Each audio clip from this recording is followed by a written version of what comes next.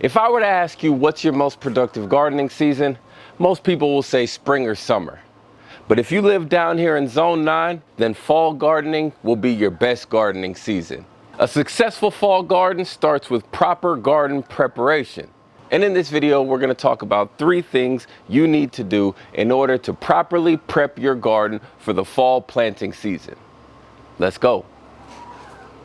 But before I give you those 3 steps, I'm going to give you 3 reasons why fall gardens are the best gardens. Number 1, milder temperatures. In the fall, when these mild temperatures come back around, we're able to grow any and everything. But in the fall, when those milder temperatures come around, we're able to grow warm season and cold season crops. Really, we can grow anything. Number 2, there are fewer pests. During the spring and summer, it seems like pests are treating your garden like a buffet. After the summer, when the cooler temperatures come around, you'll have a lot less pests to deal with in your garden. Number 3, increased rainfall. I don't remember the last time it rained down here. All I know is that for the past month, we've been on drought restrictions, which limits the amount of times that I'm able to water my garden. But when the fall season rolls around, no more drought.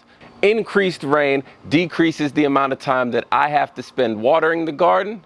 And the less time I spend watering the garden, the more time I can spend tending to it and making sure I have my best gardening season. Now, let's talk about the 3 things you need to do to properly prepare for the fall gardening season. Step 1, cleaning up the soil. We need to remove all spent plants. When removing plants, it is best to cut the plants at the soil line as opposed to ripping them out of the soil.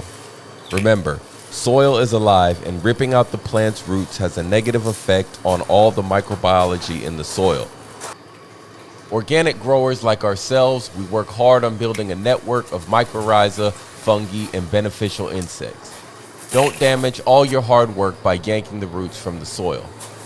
Cutting the plants at the soil line helps increase soil biological diversity, resilience, water retention, and nutrient cycling.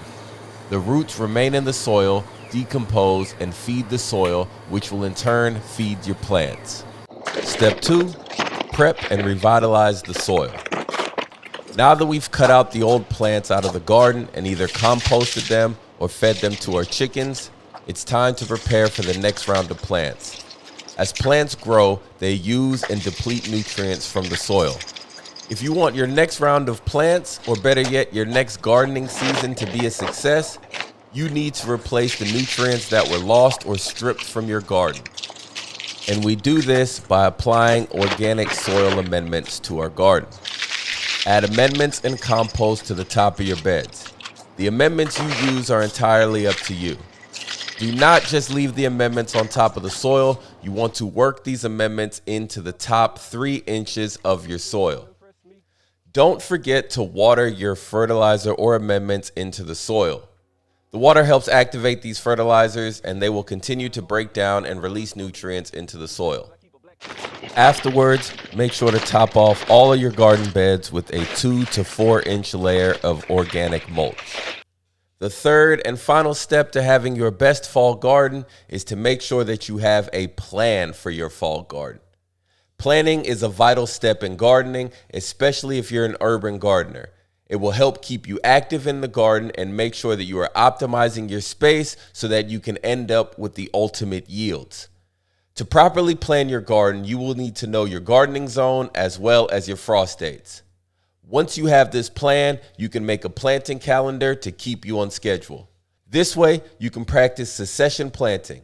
And with succession planting, you can have a continuous harvest from the fall throughout the winter. If you follow these steps, then you'll be on your way to having the best garden that you had all year long. And make sure that you're planting fall flowers in your garden. If you don't know which flowers are fall flowers, then make sure you check out this video.